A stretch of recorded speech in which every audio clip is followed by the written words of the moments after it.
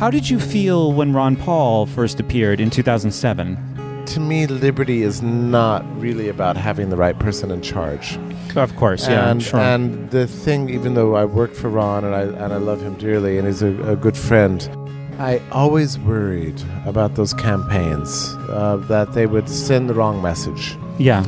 That the answer would be to elect the right person to enact the right policies from the top. And our only job is to become wildly devoted to this person. The Ron Paul movement is weird because most of the movements are better than their leader. Like the Taft, if you go back to the Taft movement, Robert Taft. Yep. He was never that great, but the Taftians themselves were wonderful. This sort of the origin of modern libertarianism in America. But Ron was kind of the opposite. I always thought he was much better than his followers. Why?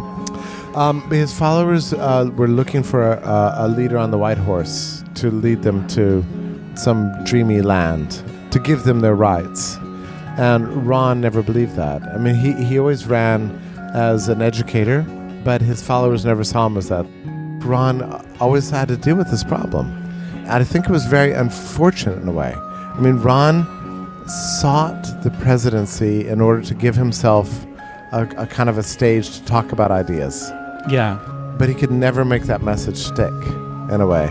I mean, he created this kind of relatively, robust but small movement of fanatics who found themselves dedicated to politics as a means of change. And here we are, 2015. Where are we with this movement? I mean, everybody I know who is ever deeply involved in that world is now demoralized.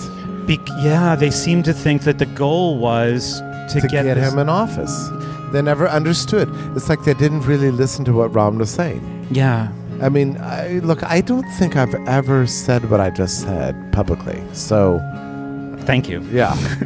These are thoughts I've had for a long time. So, I'm just telling you, that was my perception all along. Yeah. And my prediction was that these people, I could see it happening. This Messiah thing going on, it broke my heart in a way because it's not what Ron ever wanted. Mm-hmm. And I knew, because we all know the truth about politics, is that it leads you to nothing. People's hearts are broken. Their spirits are broken. Their resources, financial resources are exhausted.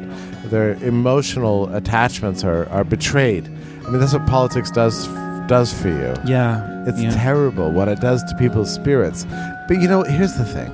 We need to realize, now, it is not about politics. Mm-hmm. It's about the change that we can make in the spheres of life that we can control, which is mostly just ourselves. Jeez, amen. We talked about this 100 times on my show, but I want to get your thoughts on it. We deal with school a lot. School is a place where young people, feel very small. They don't feel very efficacious. They don't feel very powerful. And when people start to wake up to some of these realities of the world, especially the political world, part of the tragedy is that they suddenly gravitate to the biggest things, the furthest away from themselves, the hardest to control. So interesting. And I did it. I mean, that was 2007 when I found Ron Paul. I was like, this guy probably should be president. Mm-hmm. And we probably should end the Fed. Now that I've read a little bit about it, this doesn't sound like a good thing. Doesn't sound like it's helping us out. But all this energy that could have been devoted to like a personal liberty mission, right? That then can scale up. Yeah, changing the world, changing your life, fixing up the world as far as you can control it. But I think what you said is really profound. Yeah. And I hope that lesson is not to become hopeless, right? Not to just say, if we can't get our guy elected to office, there's no hope whatsoever. My hope is that ultimately Ron Paul's legacy will be as a teacher and drawing us to certain ideals. That would be awesome. But the question is then, what do you do with those ideals? And I think the answer is you find out ways to make your own life freer and gradually spread that freedom as far and wide as you possibly can from your center of where you live right now. And you know what? That's going to be essential because it's the only answer. I mean, we are not going to reform the system from the top down.